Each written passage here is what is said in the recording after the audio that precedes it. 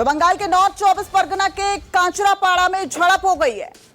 तो अब ये घटनाएं भी सामने आने लगी है। टीएमसी और बीजेपी के पार्षद आपस में भिड़े हैं और आपको बता रहे हैं टीएमसी और बीजेपी के कार्यकर्ताओं में आपस में हाथापाई हो गई है। तस्वीरें भी आपको दिखा रहे हैं आपकी टीवी स्क्रीन पर।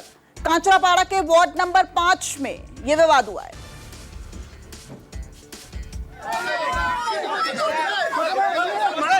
तो ये तस्वीरें भी सामने आ गई है। देखिए किस तरीके से टीएमसी और बीजेपी के जो पार्षद हैं, निगम पार्षद, वो आपस में भिड़ते नजर आए। न सिर्फ पार्षद बल्कि कार्यकर्ताओं के बीच में भी आपस में हाथापाई हो गई। तो दूसरे चरण का मतदान, लेकिन इस तरह की घटनाएं सामने आ रही है। पहले चरण के मतदान में भी देखा गया था, कई सीट्स पर कुछ इस तरह का तनाव देखा गया था, जहां पर टीएमसी और बीजेपी के कार्यकर्ता भिड़ते नजर आए थे। और अब आप ये तस्वीरें देख रहे हैं। दूसरे चरण का मतदान बेहद अहम माना जा रहा है, क्योंकि टीएमसी का गढ़ है ये।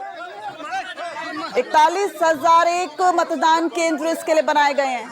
लगभग 14,500 उम्मीदवार जो हैं वो इस वक्त चुनावी मैदान में हैं, जिसमें से 250 महिला उम्मीदवार। और पश्चिम बंगाल के हावड़ा में ईवीएम में खराबी की खबर सामने आ रही है। सुबह से अब तक की जो अपडेट है वो आपको फटाफट से देते हैं, उसके बाद आपको ग्राउंड जीरो पर भी लेकर चलेंगे। ईवीएम को लेकर यहां पर कुछ तनाव देखने को मिला है हावड़ा में। तो सीआरपीएफ ने 2 लोगों को हिरासत में भी लिया है। पश्चिम बंगाल के हावड़ा से तस्वीर सामने आ रही है। कांचरपाड़ा की तस्वीर दिखाई जहां पर टीएमसी और बीजेपी के कार्यकर्ताओं में झड़प थी, और ये दूसरी तस्वीर आपको दिखा रहे हैं हावड़ा से। देखिए किस तरीके से 2 लोगों को हिरासत में लिया गया है। एनआईए की एंट्री भी इस चुनाव में हो गई है। पिछली बार हमने देखा था केंद्रीय सुरक्षा बल जो है उनकी तैनाती पश्चिम बंगाल के हर मतदान केंद्र पर नजर आ रही थी, लेकिन इस बार नेशनल इन्वेस्टिगेटिव एजेंसी वो भी चुनावी मैदान में उतर आई है। तो आप देखिए सीआरपीएफ ने 2 लोगों को हिरासत में भी लिया है। और पश्चिम बंगाल के हावड़ा में ईवीएम में खराबी की खबर सामने आई है। जैसे ही खराबी की खबर सामने आई, वहां पर जो लोग थे उनमें तनाव का माहौल देखा गया, और उसके बाद एक संवेदनशील माहौल जो है वो बनता नजर आया। देखिए किस तरीके से जो वहां पर स्थानीय पुलिस है उससे लोकल लोग भिड़ते नजर आए। साथ ही साथ कार्यकर्ताओं ने इसको लेकर विरोध जताया। ईवीएम को लेकर कुछ वोटरों ने हंगामा किया है और सीआरपीएफ ने इस बाबत 2 लोगों को हिरासत में लिया है। और सुबह 11 बजे तक का मतदान परसेंटेज सामने आ गया है। 39.97% मतदान। भवानीपुर में सुबह 11 बजे तक 37.27% मतदान जो है वो हुआ है। सबसे ज्यादा पूर्व वर्धमान में 44.50% वोटिंग हुई है। दूसरे फेज में आपको बता दें 142 सीटों पर वोट डाले जा रहे हैं। शाम 6 बजे तक मतदान होना है और 4 मई को नतीजे आएंगे।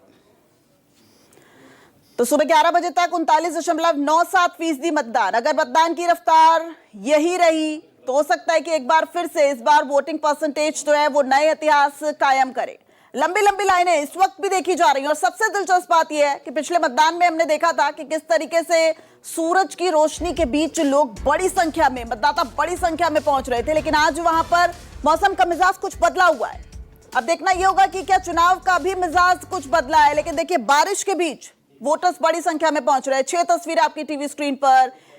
क्या कुछ तमाम हालात इस वक्त पश्चिम बंगाल दूसरे फेज के चुनाव में आपको 6 तस्वीरों के माध्यम से समझाते हैं। हावड़ा, नादिया, हुगली, बीजेपी प्रत्याशी की कार पर हमला हुआ। नॉर्थ 24 परगना में भी आपस में जो है वो टीएमसी और बीजेपी के पार्षद भिड़ते नजर आए।